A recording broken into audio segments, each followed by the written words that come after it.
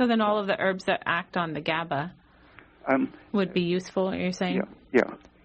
And even cannabis has been, because of its sedative effects, it can be protective against the toxic types of overstimulation.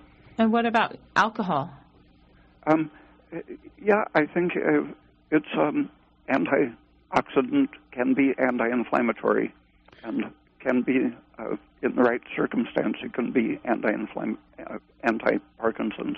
Now, how about this then? The nicotine, as I've seen a fair amount of research showing that nicotine is actually protective, significantly protective against Parkinson's in a big study that's been done.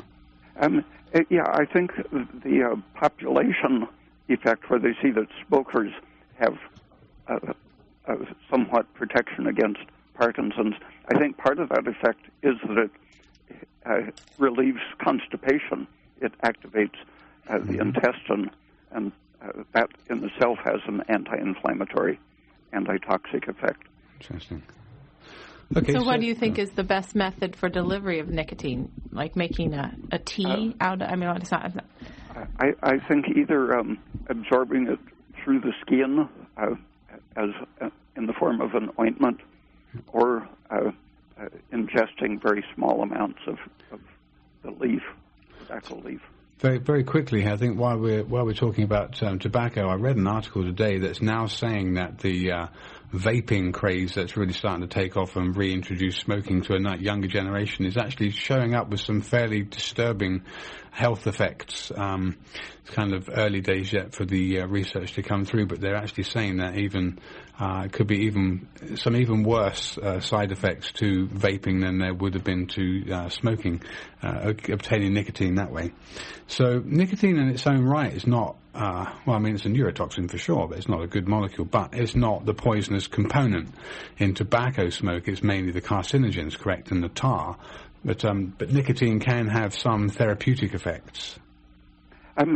Yeah, and keeping the intestine healthy, because of the when endotoxin in itself reaches the nervous system, it locally as well as systemically activates processes that lead to the same blockage of mitochondrial respiration that rotenone does, or that ionizing radiation does in a chronic sense.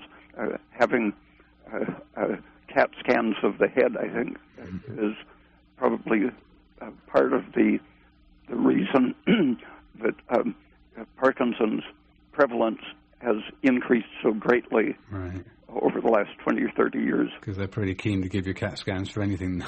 Yeah.